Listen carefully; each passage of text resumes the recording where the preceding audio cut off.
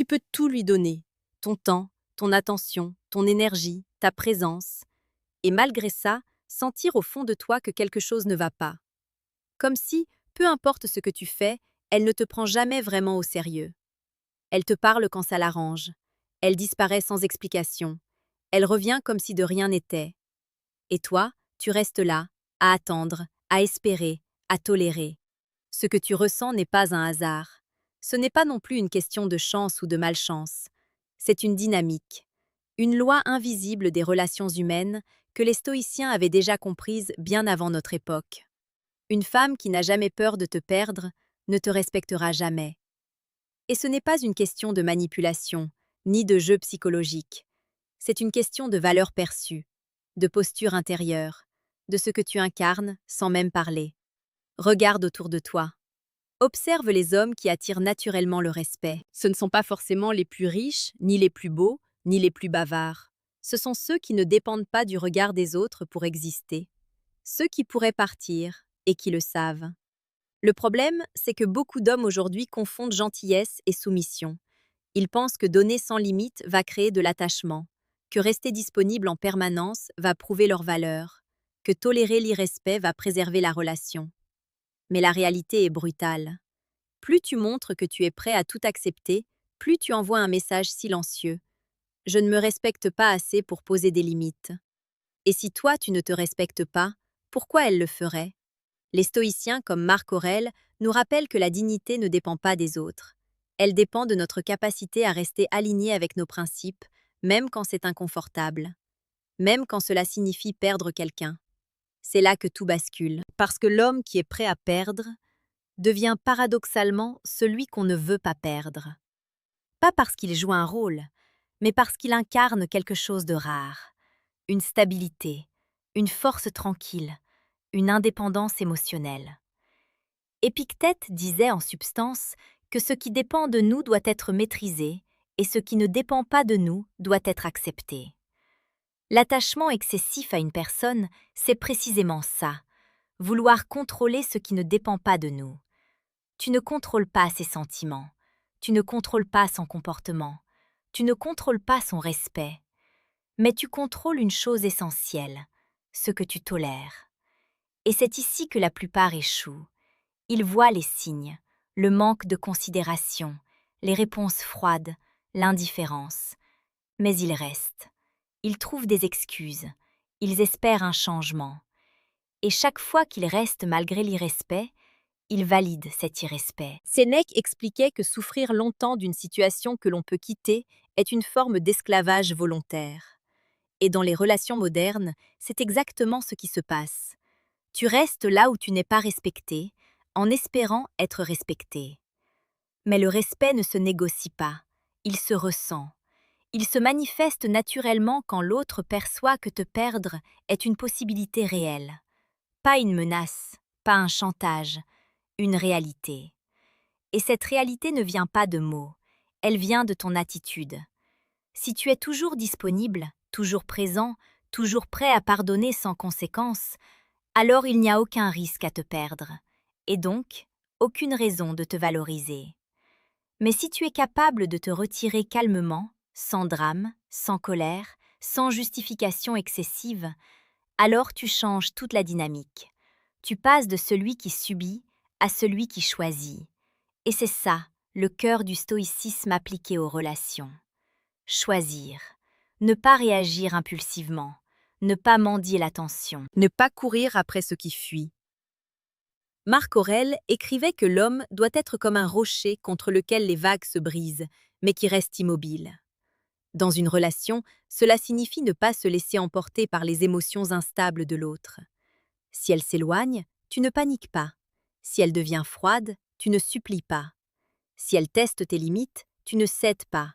Tu observes, tu restes calme, tu agis avec cohérence. Et surtout, tu es prêt à partir si le respect disparaît. C'est cette capacité-là qui crée une forme de tension invisible, une présence forte, une valeur. Parce qu'au fond, les gens respectent ce qu'ils ne peuvent pas contrôler. Et si tu es totalement acquis, tu es contrôlable. Mais si tu es stable, indépendant et prêt à t'éloigner sans perdre ton centre, alors tu deviens imprévisible dans le bon sens, et donc respecté. Cela ne veut pas dire devenir froid ou distant. Cela veut dire ne pas être dépendant. Tu peux être attentionné sans être soumis. Tu peux être présent sans être envahissant. Tu peux aimer sans t'oublier. Mais pour cela, tu dois accepter une vérité difficile.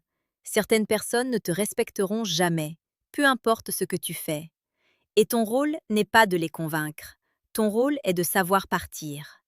Pas avec colère, pas avec ressentiment, mais avec calme, avec dignité. Parce que rester dans une situation où tu n'es pas respecté, c'est abandonner toi-même. Et le stoïcisme ne tolère pas l'abandon de soi. Il enseigne la maîtrise, la clarté, la fermeté intérieure. Il t'apprend que ta valeur ne vient pas de l'attention que tu reçois, mais de l'homme que tu es quand personne ne te regarde. Alors pose-toi cette question, honnêtement. Si demain tu disparaissais de sa vie, est-ce qu'elle le ressentirait vraiment? Ou est-ce qu'elle continuerait sans que rien ne change? La réponse à cette question révèle tout. Et si la réponse te dérange, alors ce n'est pas elle que tu dois changer. C'est ta posture. Tu vois, le problème ne vient pas du fait qu'elle agit comme ça. Le problème, c'est que tu lui as inconsciemment appris à agir ainsi avec toi.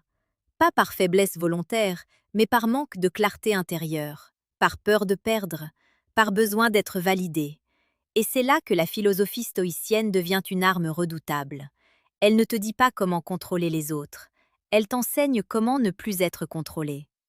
Parce qu'au fond, ce que tu cherches, ce n'est pas juste son attention, c'est son respect. Et le respect ne naît jamais dans un climat de dépendance. Regarde les choses avec lucidité. Chaque fois que tu acceptes un comportement qui te dérange profondément, tu envoies un signal silencieux. Tu peux continuer.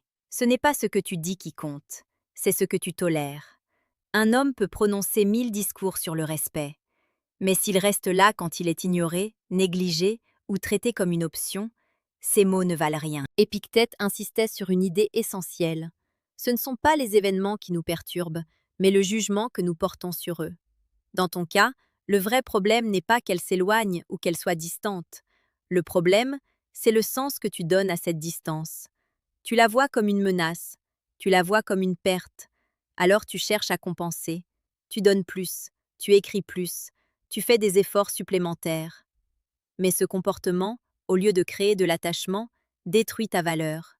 Parce que ce qui est donné sans retenue, sans condition, sans discernement, perd de sa rareté. Et ce qui n'est pas rare n'est pas respecté. Sénèque disait que celui qui dépend trop de l'opinion d'autrui devient esclave de cette opinion. Et dans les relations modernes, cette dépendance est devenue presque normale. On attend un message pour se sentir bien. On analyse un silence comme une catastrophe. On mesure sa valeur à la vitesse d'une réponse. Mais un homme stoïcien ne fonctionne pas comme ça. Il n'attend pas. Il agit. Il ne poursuit pas. Il attire. Il ne se justifie pas. Il observe. Et surtout, il ne donne pas plus que ce qu'il reçoit. Pas par calcul froid, mais par équilibre. Si tu donnes ton attention, elle doit être méritée. Si tu offres ton temps, il doit être respecté. Sinon, tu retires ton énergie. Calmement, sans drame. C'est cette capacité à retirer ton investissement émotionnel qui change tout. Parce que tant que tu restes investi, même dans une situation déséquilibrée, tu nourris cette situation. Tu la renforces, tu la rends normale. Mais dès que tu te retires intérieurement, quelque chose se produit. Soit elle ressent ce changement et commence à te voir différemment, soit elle ne réagit pas et tu réalises que tu n'avais jamais vraiment de valeur à ses yeux. Dans les deux cas, tu gagnes en clarté. Et la clarté est toujours plus puissante que l'illusion. Marc Aurèle rappelait que la tranquillité vient du fait de faire ce qui est juste, pas ce qui est facile. Et dans ce contexte, ce qui est juste, ce n'est pas de rester attaché à quelqu'un qui ne te respecte pas. Ce qui est juste, c'est de te respecter toi-même, même si ça fait mal, même si ça demande du courage. Parce que oui, partir demande du courage. Se détacher demande du courage.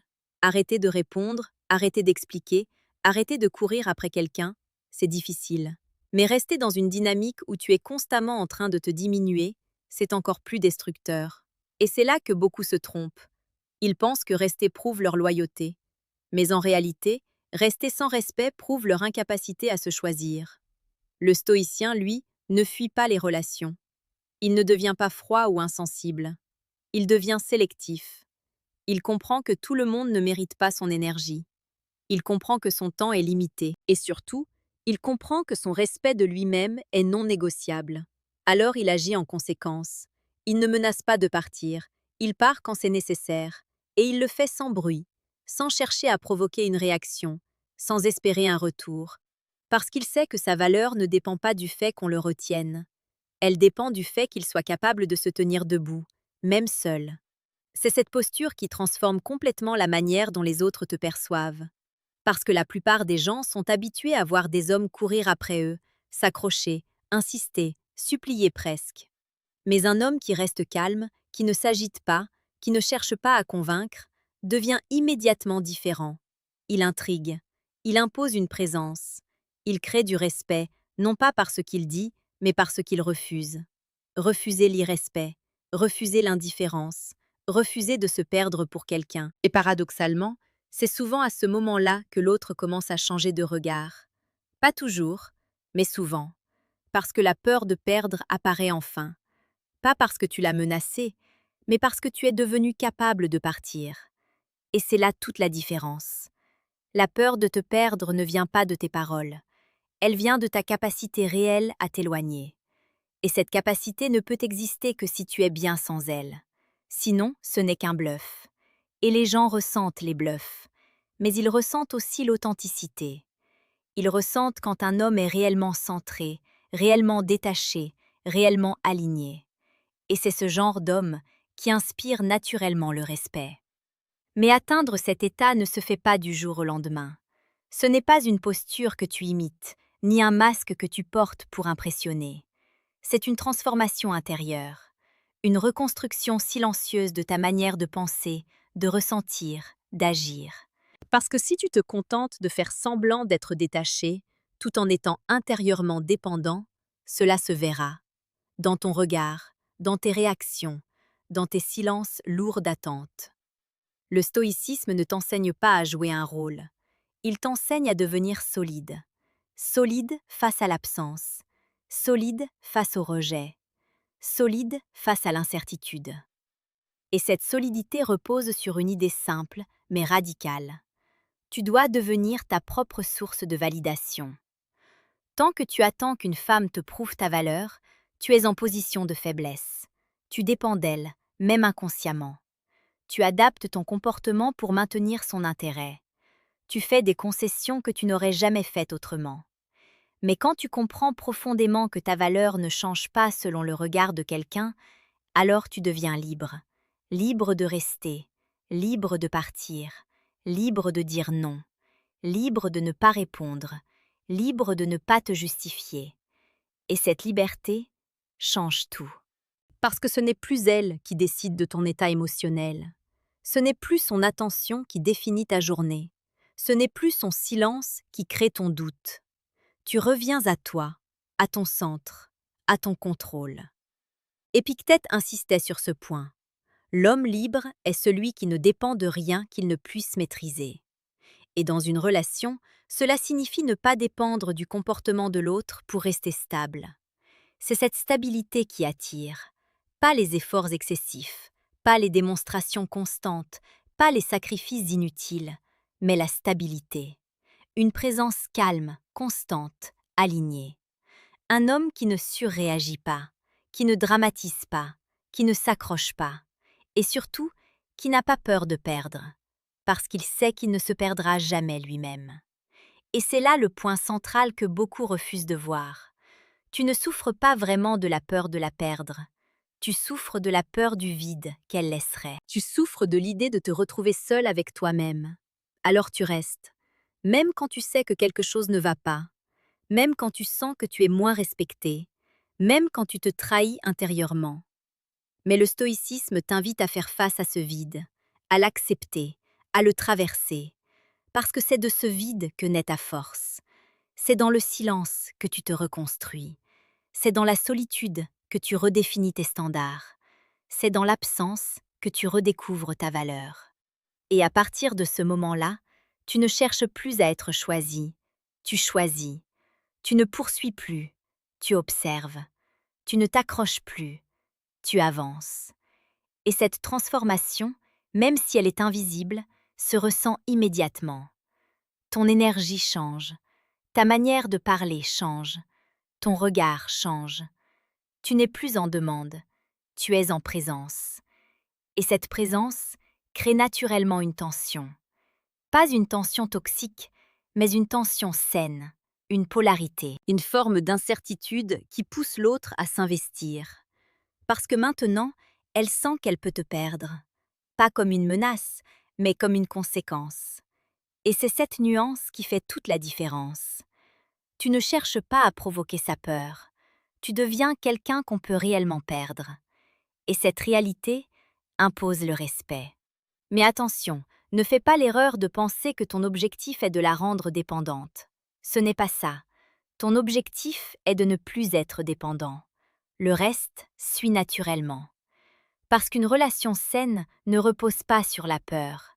Elle repose sur le respect mutuel, sur l'équilibre, sur le choix réciproque. Et cet équilibre ne peut exister que si les deux personnes savent qu'elles peuvent partir. Pas qu'elles veulent partir, mais qu'elles le peuvent. C'est ce qui rend chaque moment authentique, chaque échange réel, chaque présence choisie et non subie. Alors si aujourd'hui tu es dans une situation où elle ne craint pas de te perdre, ne cherche pas à la changer. Change ton rapport à toi-même, renforce tes limites, réduis ton besoin de validation, reprends ton temps, reprends ton énergie, reprends ton silence et observe. Observe comment elle réagit, observe ce qui change, observe ce qui ne change pas. Et à partir de là, prends une décision. Pas basée sur la peur, mais basée sur le respect que tu exiges, et surtout, le respect que tu te dois. Parce qu'au final, la question n'est pas comment faire pour qu'elle me respecte. La vraie question est, est-ce que je me respecte assez pour ne pas rester là où je ne suis pas respectée? Petite parenthèse, les amis, j'ai créé un manuel complet sur la séduction stoïque. Il t'apprend comment parler avec maîtrise pour créer une vraie attraction. Le lien est en première ligne de la description. On continue. Si ce message résonne en toi, alors prends-le comme un point de départ. Pas comme une théorie de plus, pas comme un contenu que tu consommes et que tu oublies, mais comme une vérité que tu incarnes. Parce que ta vie change le jour où tu comprends que tu n'as rien à prouver, mais tout à préserver. Et ce que tu dois préserver avant tout, c'est ta dignité. Pas ton image, pas ton ego, ta dignité. Ce calme intérieur qui te permet de rester droit, même quand tout vacille. Cette force silencieuse qui te pousse à partir quand il le faut. Cette lucidité qui t'empêche de t'accrocher à ce qui ne te respecte pas. Et quand tu atteins cet état, tu n'as plus besoin de chercher le respect. Il devient une conséquence, naturelle, inévitable. Et souviens-toi, une femme ne respecte pas un homme qui reste à tout prix. Elle respecte un homme qui choisit. Alors choisis-toi. Et si tu veux continuer à développer cet état d'esprit, à comprendre en profondeur les dynamiques humaines et à devenir cet homme stable, posé, respecté, assure-toi d'être abonné, parce que ce que tu viens d'entendre n'est que le début.